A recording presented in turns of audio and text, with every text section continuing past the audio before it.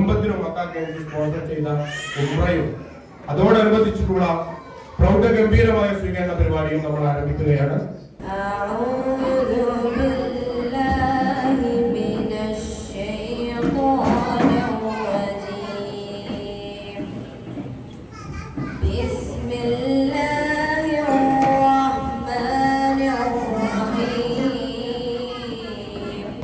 ആകാംക്ഷയോടുകൂടി കാത്തിരിക്കുന്ന മറിയം ജുമാനയുടെ വാക്കുകളും അതിലൂടെ നമ്മുടെ കുട്ടികൾക്കൊക്കെ ഒരു പ്രചോദനമാകുന്നതിന് വേണ്ടിയുള്ള ഒരു സംവാദവുമാണ് നമ്മൾ ആഗ്രഹിക്കുന്നത്. നിങ്ങൾക്ക് അറിയുന്നതുപോലെ തന്നെ സൗദി നാഷണൽ KMCCയുടെ ഒരു പരിപാടിയിൽ വെച്ച് അഫ്രാദ് ഇന്റർനാഷണൽ ഓഡിറ്റോറിയത്തിൽ വെച്ച് ജുമാനക്കൊരു സ്നേഹാദരവ് സൗദി നാഷണൽ KMCC കൊടുക്കുന്ന സമയത്ത് അവരുടെ കുടുംബങ്ങളെയും മറ്റ് നമ്മുടെ നേതാക്കന്മാരെയും സാക്ഷി നിർത്തി അവരുടെ ജീവിതത്തിലെ ഒരു വലിയ അഭിലാഷം വിശുദ്ധ ഉംറ നിർവഹിക്കുക എന്നുള്ള ഒരു വലിയ ആഗ്രഹമുണ്ട് എന്ന് നമ്മുടെ പ്രിയങ്കരനായ പ്രസിഡന്റുമായി സംസാരിച്ചപ്പോൾ നമ്മളൊന്നും ആലോചിക്കാതെ മക്ക KMCC അത് ഏറ്റെടുക്കുകയും ഈ പുണ്യഭൂമിയിലെത്തി അതിനുള്ള അവസരപ്പെട്ട് നമ്മൾ നൽകുകയുമാണ് ചെയ്തത്. അത് നമുക്ക് മറ്റുള്ള എല്ലാ KMCCയേക്കാളും അല്ലെങ്കിൽ അവർക്ക് കിട്ടിയ ഏറ്റവും വലിയ ആദരവാണെന്ന് ഞാൻ മനസ്സിലാക്കുകയാണ്. മക്ക KMCCയുടെ ആയിരക്കണക്കിനുള്ള പ്രവർത്തകന്മാരും അതിൽ വളരെ സന്തുഷ്ടരാണ്. നിങ്ങളുടെ കുടുംബത്തേക്ക് അറിയുകയാണ്. പ്രവാസത്തിന്റെ ഈ രണ്ടറ്റമുട്ടിക്കുന്നതിന് വേണ്ടി, ജീവിതത്തിന്റെ രണ്ടറ്റമുട്ടിക്കുന്നതിന് വേണ്ടി ഞങ്ങൾ ഇവിടെ കഷ്ടപ്പെടുമ്പോൾ നാട്ടിൽ നടക്കുന്ന ഇതുപോലുള്ള സേവന സന്നദ്ധ പ്രവർത്തനങ്ങൾക്കും വിദ്യാഭ്യാസപരമായിട്ടായാലും മറ്റുള്ള മേഖലയിലും ഉയർന്നു നിൽക്കുന്ന കുട്ടികളെ പ്രോത്സാഹിപ്പിക്കുക എന്നുള്ള വലിയൊരു പ്രവൃത്തി മക്ക KMCC എല്ലാ കാലത്തും നടത്തിയിട്ടുണ്ട്. അതിന് വളരെ ഉദാഹരണമായി ഒരുപാട് കാര്യങ്ങൾ ഓരോ പരീക്ഷയിലായാലും പരീക്ഷയിലായാലും മറ്റുള്ള എല്ലാ മേഖലയിലും ഓരോ കുട്ടികൾക്ക് വിജയം കിട്ടിയെന്ന് അറിയുമ്പോൾ KMCCയുടെ ഓടിയെത്തുകയും സ്വർണ്ണ മെഡലടക്കം വലിയ കേശവാടക്കം നമ്മൾ നൽകിയിട്ടുണ്ട്. ഏതാനും ദിവസങ്ങൾക്ക് മുമ്പ് നമ്മുടെ ഈ പുണ്യഭൂമിയിൽ എത്തിപ്പെട്ട നമ്മുടെ അതിഥി കൂടിയായ മറിയം ജുമാനയും കുടുംബവും അവർക്കുള്ള സ്വീകരണമാണ് നമ്മൾ ഇവിടെ നൽകുന്നത്. അൽഹംദുലില്ലാ, എന്തുകൊണ്ടും ഈ നിറഞ്ഞ സദസ്സിനെ ഞാൻ സാക്ഷി നിർത്തി പറയുകയാണ്. ഇനിയും ഒരു പൈലറ്റ് വിദ്യാർത്ഥിനിയായി നമുക്കിടയിൽ ഇരിക്കുമ്പോൾ അവർ നല്ലൊരു നായിക കൂടിയാണ്. അവിടെ നമ്മൾ നല്ല ഗാനവും കേൾക്കാൻ ആഗ്രഹിക്കാതെ സദസ്സ് എന്ന് പ്രിയപ്പെട്ട സഹോദരിയോട് ഒരു തട്ടപ്പെട്ട പെൺകുട്ടി ഒരു ചെറിയ വിമാനത്തിൽ നിന്ന് ഇറങ്ങി വന്ന് ഒരു ബാഗ് നീലശത്രുമുള്ള ഒരു താടി വെച്ച ഒരാള് ആ കുട്ടിയെ കെട്ടിപ്പിടിക്കുന്ന വീഡിയോ ആണ് നമ്മളൊക്കെ ആദ്യം കണ്ടത്. അത് ഈ തലയെ കിട്ടിയ പിതാവും ഈ കുട്ടിയുമാണെന്ന് നമുക്ക് അറിയില്ലായിരുന്നു.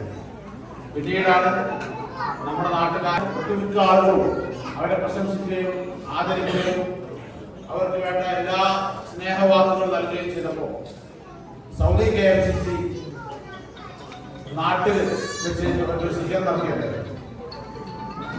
ആ സ്വീകരണ പരിപാടിയിൽ നമ്മുടെ ഇവരെയും ഇവരുടെ കുടുംബത്തെയും അവരുടെ കുടുംബ പശ്ചാത്തലവും ജീവിത സാഹചര്യവും ഒക്കെ മനസ്സിലാക്കിയപ്പോൾ നമ്മുടെ സമുദായത്തിൽ ഇത്രമാത്രം അഭിമാനം ഉണ്ടാക്കുന്ന, നമ്മുടെ ഭാവി തലമുറയിൽ വളർന്നു വരുന്ന നമ്മുടെ മക്കൾക്ക് ഇത്രമാത്രം പ്രചോദനം ഉണ്ടാക്കുന്ന ഇവിടെ സ്വാഗത ഭാഷകരും ഉദ്ഘാടന ഭാഷകരും സൂചിപ്പിച്ച പോലെ തന്നെ നമ്മുടെ ഈ നേതാക്കന്മാർ മുഴുവൻ സ്വപ്നം കണ്ട ആ സ്വപ്നത്തിന്റെ സാക്ഷാത്കാരമായി മറിയം ജുമാന മാറിയപ്പോ അവർക്ക് ഏത് രൂപത്തിലുള്ള ഒരു ഗിഫ്റ്റ് കൊടുക്കണമെന്ന് നമ്മൾ ആലോചിച്ചപ്പോ പ്രിയപ്പെട്ട എന്റെ സഹപ്രവർത്തകരായ നേതാക്കന്മാരോട് ഞാനൊരു ചെറിയ ഫോൺ കോള് മുണ്ടോട്ടിയിലെ ഹോട്ടൽ അഫ്രാദ് വെച്ച് നടന്ന ചടങ്ങിൽ ചെറിയൊരു വോയിസ് മെസ്സേജ് ഇട്ടു.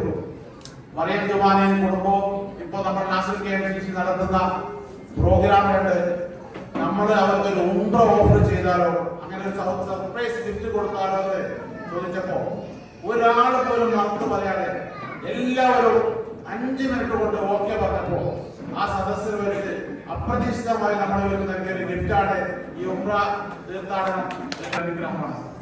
കാരണം ഇതൊരു മാതൃകയാണ്. നമ്മുടെ മക്കൾക്ക്, നമ്മുടെ പ്രിയപ്പെട്ട സഹോദരിമാർക്ക്, പ്രിയപ്പെട്ട ഉമ്മമാർക്ക് ഞങ്ങളുടെ മക്കളെ പ്രാഥമിക വിദ്യാഭ്യാസം നൽകി വീടിനുള്ളിൽ അടച്ചിട്ട് അതല്ലെങ്കിൽ അവരെ വിവാഹം കഴിച്ച് പറഞ്ഞയക്കുന്ന ഒരു സാഹചര്യമുണ്ട്. അതിൽ നിന്ന് മാത്രമായി നമ്മുടെ മക്കളുടെ മാനസിക താല്പര്യം എന്താണെന്ന് മനസ്സിലാക്കിയിട്ടുണ്ട്. അവരുടെ ഇഷ്ടത്തിന് വളരാൻ വിടുകയും അതോടൊപ്പം തന്നെ നമ്മുടെ മതചിട്ടകളും സാഹചര്യങ്ങളും മുറുകെ പിടിച്ചുകൊണ്ട് അവരെ വളരാൻ അനുവദിക്കുകയും പട്ടത്തെ നമ്മൾ പറക്കാൻ അനുവദിക്കുകയും ഒരു ചരട് നമ്മുടെ കയ്യിൽ വെക്കുകയും ചെയ്യണം പട്ടം പിടിക്കാൻ വേണ്ടി. ആ രൂപത്തിലാണ് ഈ കുട്ടിയെ വളർത്തിയത്. അതുപോലെ നമ്മളെ കുട്ടിയും വളർത്താനുള്ള ഒരു മാതൃകയാണ് ഇവർ കാണിച്ചത്. മുമ്പ് ആദ്യം നമ്മുടെ കുട്ടികളെ നമ്മൾ ക്ഷണിച്ചിട്ടുണ്ട്. കുട്ടികളോട് മറിയന്മാരുമായി ഒരു ഇൻട്രക്ഷൻ നടത്താൻ വേണ്ടിയിട്ടാണ് നമ്മൾ കുട്ടികളോട് വരാൻ പറഞ്ഞിട്ടുള്ളത്. ആദ്യം ആ ചടങ്ങിന് വേണ്ടി പ്രിയപ്പെട്ട മറിയന്മാരെ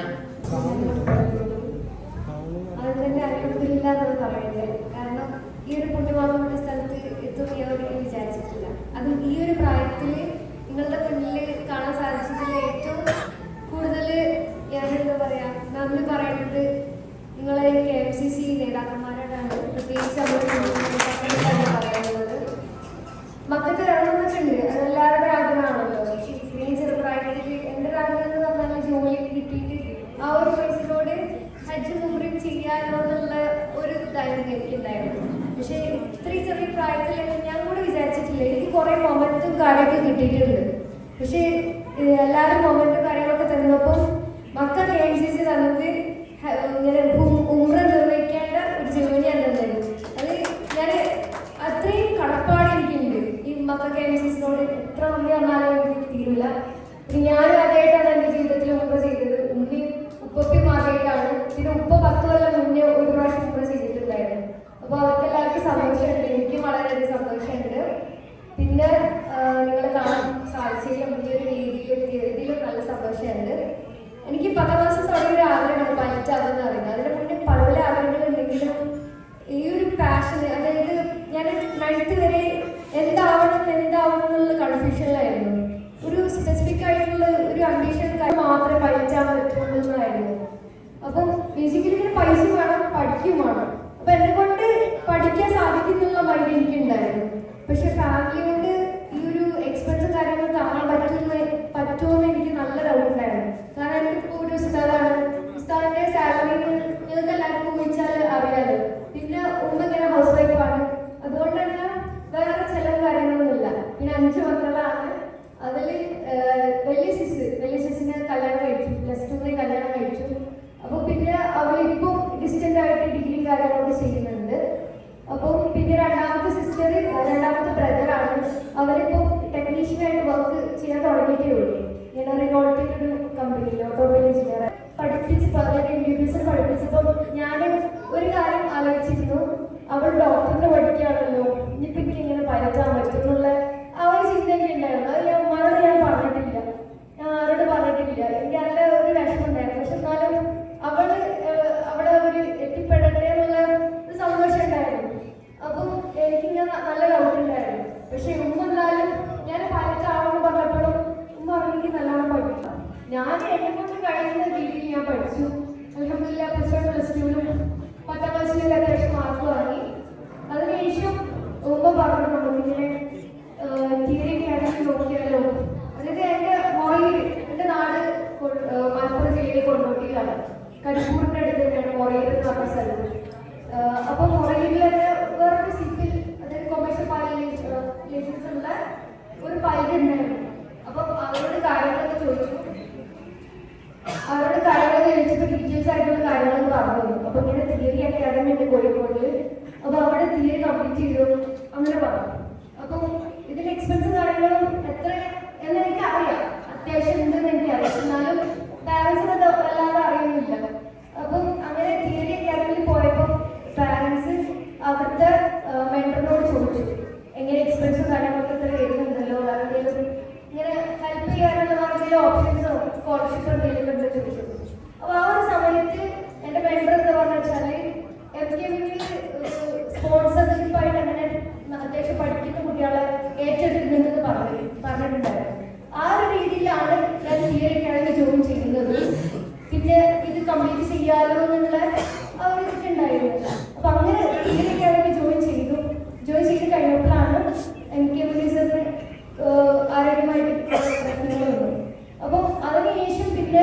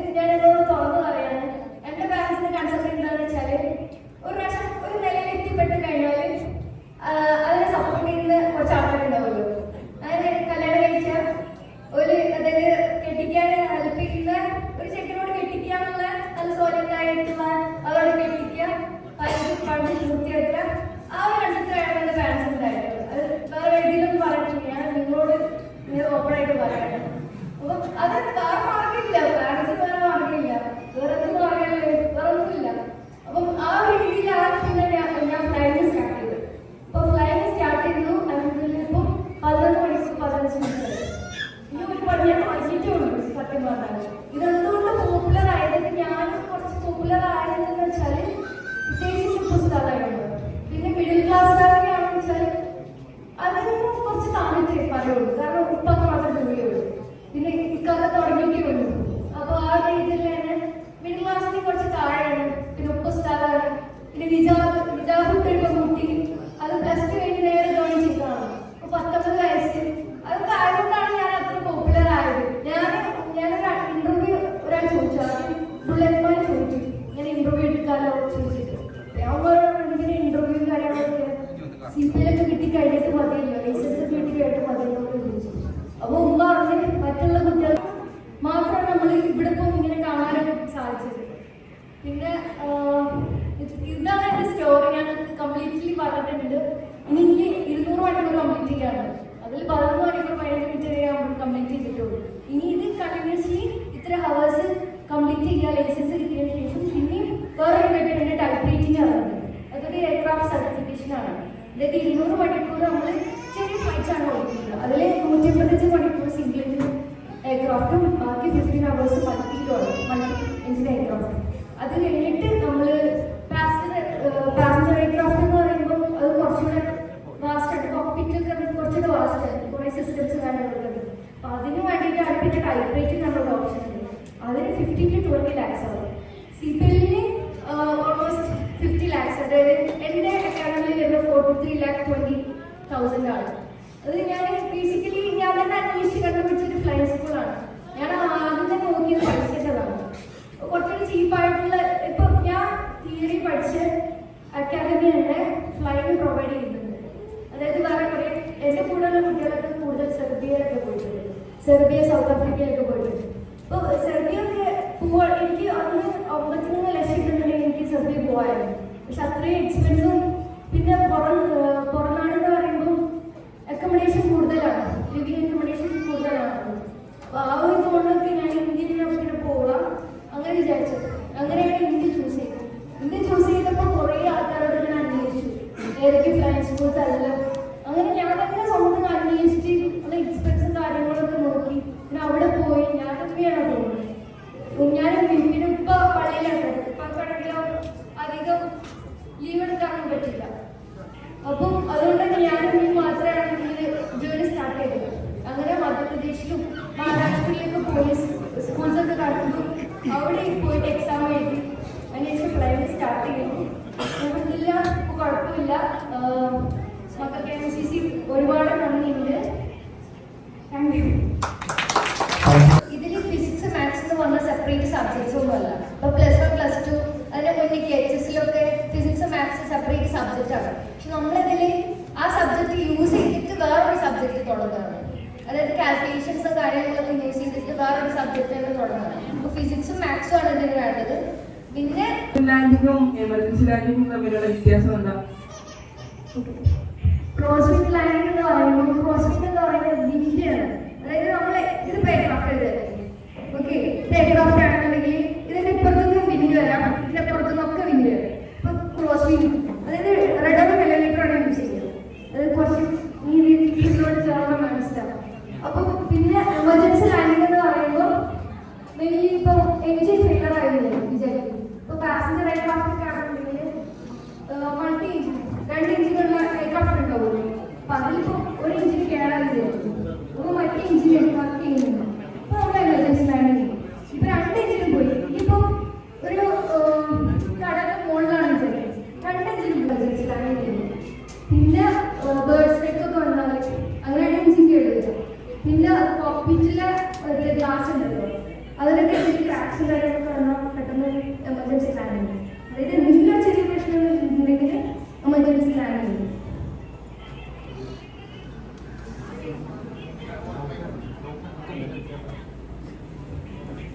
എൻ്റെ പേര് മുഹമ്മദ് റബി. എൻ്റെ ക്വസ്റ്റ്യൻ, ഫസ്റ്റ് ടൈം കോക്പിറ്റ് കയറിയപ്പോൾ എന്തായിരുന്നു എക്സ്പീരിയൻസ്? നല്ലൊരു എക്സ്പീരിയൻസ്. അത് ശരിക്കും ഡിസ്ക്രൈബ് ചെയ്യാൻ പറ്റില്ല. കാരണം ഇത് ഞാൻ ജോയിൻ ചെയ്തത് തന്നെ എന്നെ കൊണ്ട് ഫ്ലൈ സാധിക്കുമോ ഇല്ലേ എന്നുള്ള ഒരു സംശയത്തിലാണ്. ഞാൻ അത്രയും ഇപ്പൊ തിയറി പഠിച്ചു കൊടുക്കണം. ഞാൻ എക്സാം ഒക്കെ എഴുതി ക്ലിയർ ചെയ്തതിന് ശേഷം ഞാൻ ഭയങ്കര കൺഫ്യൂസ്ഡ് ആയിരുന്നു. എനിക്ക് പറയാൻ പറ്റുമോ, അവിടെ വരെ എത്തുമോ എന്നുള്ള ഇതിലായിരുന്നു. അപ്പോൾ ഈ എത്താൻ പറ്റുമോ ഇല്ലേ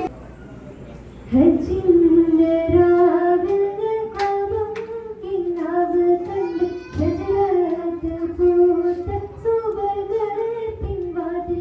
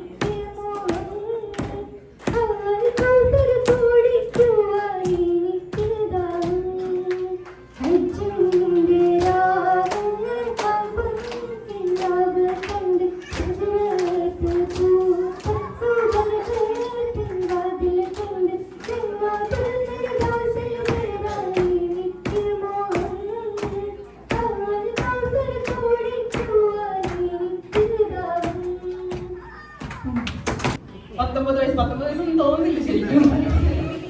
പിന്നെ ഇതൊക്കെ ഒരു വാപ്പാക്കും ഉമ്മാക്കും ഈ ഒരു വേദിയിൽ, പ്രത്യേകിച്ചും മക്ക KMCCയുടെ ഈ ഒരു വേദിയിൽ ഇരിക്കുക എന്ന് പറയുന്നത് തന്നെ ഏറ്റവും വലിയ പ്രൗഡാണ്. ഞങ്ങൾക്കും ഇതുപോലെ ചിന്തിക്കുന്ന ഒരു ഉമ്മമാരൊക്കെ ഉണ്ടായിരുന്നെങ്കിൽ, ഞങ്ങളുടെ ഉമ്മാരെ മോശമായിട്ട് പറയുന്നതല്ല, എന്റെ വാപ്പയും ഉസ്താദായിരുന്നു, ഒരു ഉമ്മ ഉണ്ടായിരുന്നെങ്കിൽ പണ്ടേ ഇതൊക്കെ ചിന്തിച്ചു പോയേനെ, വേറൊരു പ്രൊഫഷൻ, ഈ പ്രൊഫഷൻ തന്നെ ചിലപ്പോൾ തിരഞ്ഞെടുത്ത് പോയേനെ. എന്നാലും ഇനിയുള്ള കുട്ടികൾക്ക്, ഈ പുതുതലമുറയ്ക്ക് ഒരു നല്ലൊരു ഇൻസ്പിറേഷൻ ആണ് മറിയം ജുമാന. എനിക്ക് പ്രത്യേകിച്ച് ക്വസ്റ്റ്യൻസ് ഒന്നും അങ്ങനെ പ്രിപ്പയർഡ് ആയിരുന്നില്ല. ഞാൻ കുറെ വീഡിയോസും എല്ലാ കാര്യങ്ങളൊക്കെ കണ്ടു. പിന്നെ ബുള്ളറ്റ് മാനു എന്ന് പറഞ്ഞ യൂട്യൂബറേയും അവരാണല്ലോ പുറം ലോകത്തോട്ട് അറിയിച്ചത്, അവർക്കും ഒരു കൺഗ്രാറ്റ്സ്.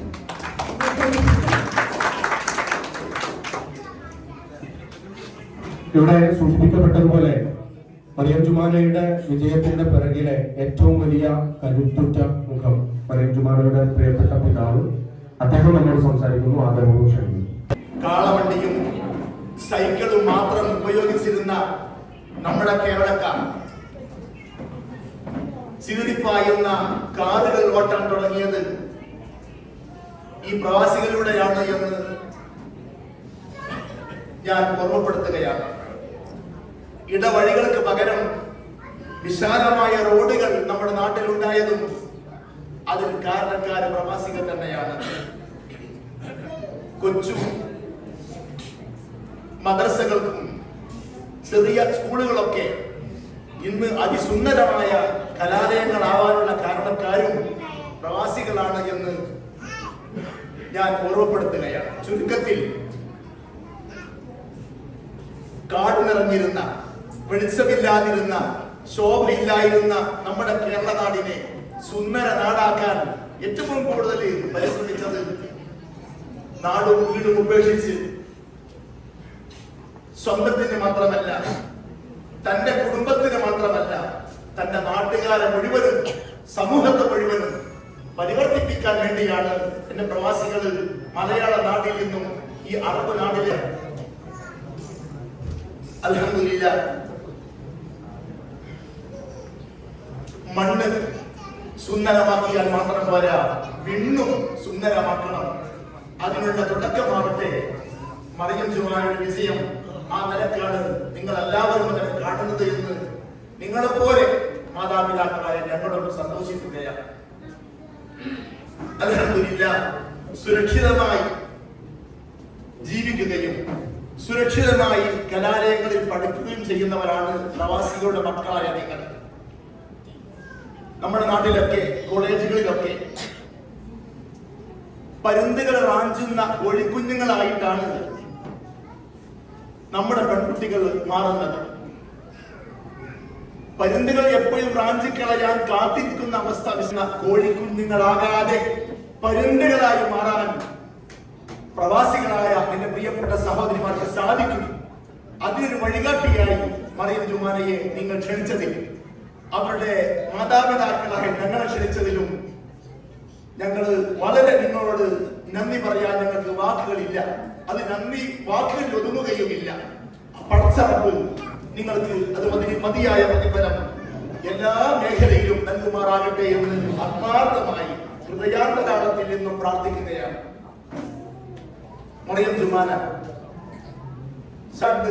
ട്യൂഷന് പോകണമെങ്കിൽ മാർക്ക് നല്ല കിട്ടുമെന്ന്. പക്ഷെ മോള് പറയാറ് ട്യൂഷന് പഠിക്കാൻ സാറുമാർ പ്രോത്സാഹിപ്പിക്കുന്നില്ല, അപ്പൊ അതുകൊണ്ട് ഞാൻ അല്ലാതെ തന്നെ മാർക്ക് കിട്ടുമ്പോ നോക്കട്ടെ എന്ന് പറഞ്ഞവൾ അൽഹംദുലില്ലാഹ് പ്ലസ് 1 പ്ലസ് 2 ഒക്കെ നല്ല മാർക്ക്, സ്കൂളുകളിൽ മാത്രമല്ല മദ്രസകളിലും നല്ല ഉഷാറുള്ള മാർക്കുകൾ വാങ്ങാൻ മോള് സാധിച്ചിട്ടുണ്ട്. അൽഹംദുലില്ലാഹ് ഏതായാലും പ്ലസ് 2 കഴിഞ്ഞ ശേഷം മോൾക്ക് താല്പര്യം പറയുകയും സ്വാഭാവികമായും അതിന്റെ സാമ്പത്തിക എമൗണ്ടിന്റെ ആധിക്യം കൊണ്ട് ഞാൻ പറഞ്ഞു അത് പള്ളിയിൽ ജോലി ചെയ്യുന്ന ഒരു ഉപ്പാന്റെ മോൾക്ക് അസാധ്യമാണ് എന്ന് ഞാൻ പറഞ്ഞിരുന്നു.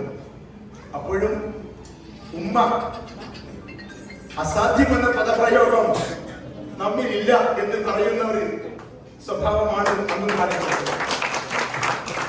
ഏതായാലും മോള് വിവിധ വൈദ്യന്മാരോടും അവരുടെ വിദ്യാർത്ഥികളോടുമൊക്കെ ഒരു 8ാം ക്ലാസ് മുതൽ തന്നെ അല്ലെങ്കിൽ 10ാം ക്ലാസ് കഴിഞ്ഞാൽ അതിനെ കുറിച്ചൊക്കെ പഠിക്കാറുണ്ട്. സർബാസ് എന്ന് പറയുന്ന